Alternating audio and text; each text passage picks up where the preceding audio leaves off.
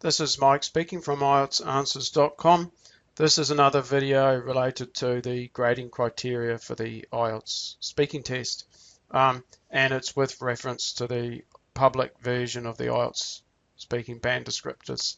I've made other videos so far about fluency and coherence and lexical resource, which is vocabulary. This time I'm going to move on and talk about grammatical range and accuracy.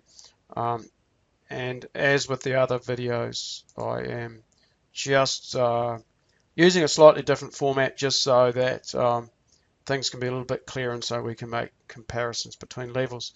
So let's see what you have to do for grammar. Essentially, grammar, the examiner's looking for a couple of things.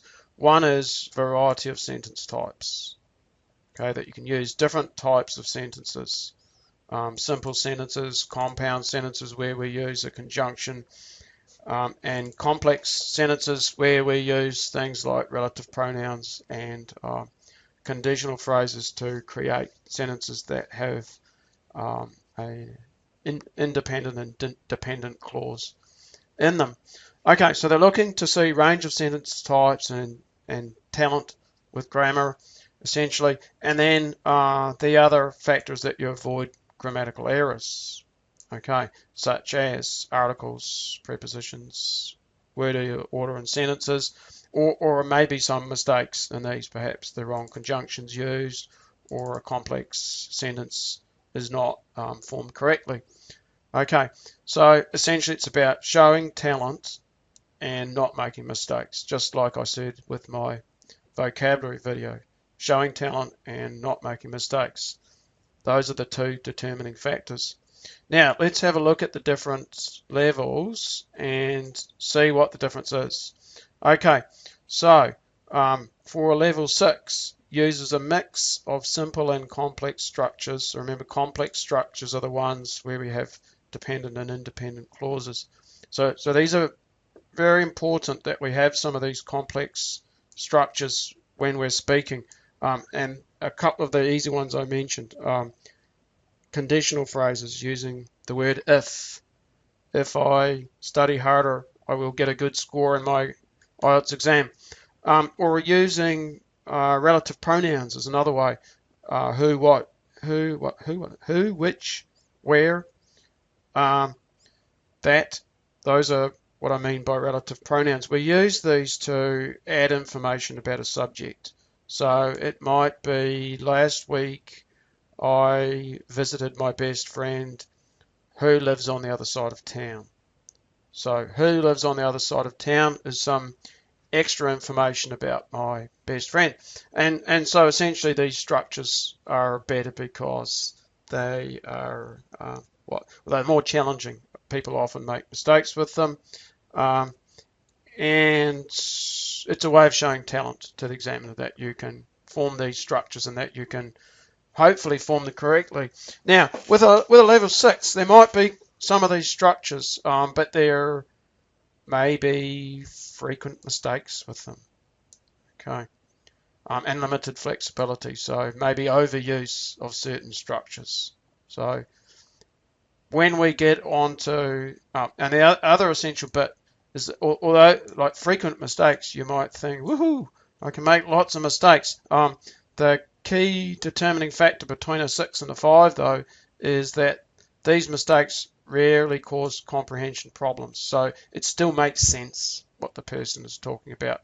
Whereas with a 5, there are mistakes, and this leads to problems understanding what the speaker's talking about. Okay. Now, when we get on to a 7, probably a wider range of complex structures, so wider range than a 6. And then they're often error-free, and sentences in general error-free. So frequent error-free sentences. So, okay, this is a bit subjective, but let's say 3 or 4 sentences in a row without any errors. Whereas back here, errors could be quite frequent, but they're not interfering with comprehension. So there should be fewer errors, and there should be fewer errors with these complex structures.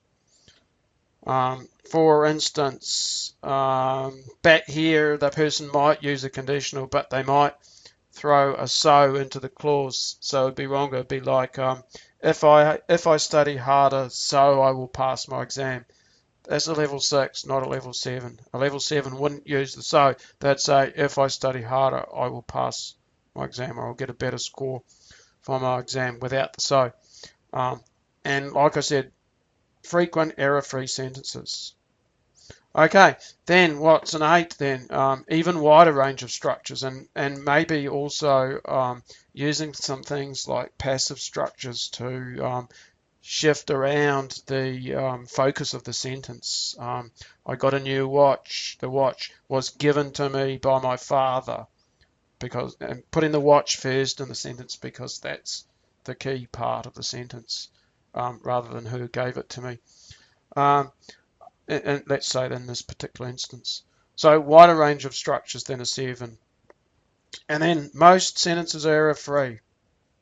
I changed this from the official instructions. If you look at the official instructions, kind of interesting. It says majority of error-free sentences. Well, what does that mean? Does that mean if you've got, say, 60% error-free and 40% of sentences have errors, woohoo, I can get an 8? I don't think so. I would say most sentences are error-free. So there might still be some errors, but there are very few of them. And they shouldn't be systemic. Should be non-systemic. So it's non-systematic errors, sorry. Non-systematic errors mean that they're not repeated errors. So there might be an error with a conditional, but it doesn't occur again. There might be a slight error using a relative pronoun, but it doesn't occur again. So then that's non-systematic. Systematic errors are where something just keeps reoccurring. Okay. Something I suppose that could be a systematic error that might occur with an 8, sorry, might be the use of the. You might get away with that at a level 8. 1 or 2 errors with the. But if it becomes more serious, then that's starting to send the candidate down to a 7. If there's a lack of control over the articles a and the, then that would send the student back to this level, or perhaps even this level if it's very serious. So yeah, just to summarize everything, essentially the way to increase your score is to use a wider range of structures, and the way to avoid your score dropping is to avoid making mistakes. And as with vocabulary, this is sort of a bit of a double-edged sword, a challenge. We want to show talent, but at the same time we want to avoid making errors. Sometimes you can think what level you need. If you only need to get to 7, maybe you don't need to take so many risks. If you know you need an 8, you better take some risks. The examiner needs to see this, and if they don't, then you're not going to get to 8. So you better take some risks and try using a wide range of structures, and if they don't come off, well, it could have a negative effect, but you're not going to make 8 if you don't take the risk. And there's that quote, the biggest risk is not to take a risk at all, or something. I forget who said that, but sometimes that's quite true. And if you need an 8, you really have to show talent. Just not making mistakes is not going to be good enough. You're going to have to show talent. Okay, hope that's useful. In the next video, I will take a look at pronunciation. And I have already made videos about vocabulary and also fluency and coherence. If you want to watch those, just subscribe to my channel, IELTS Answers. And if you want, you can visit my website up here. That's another way to find information. Hope you enjoyed the video.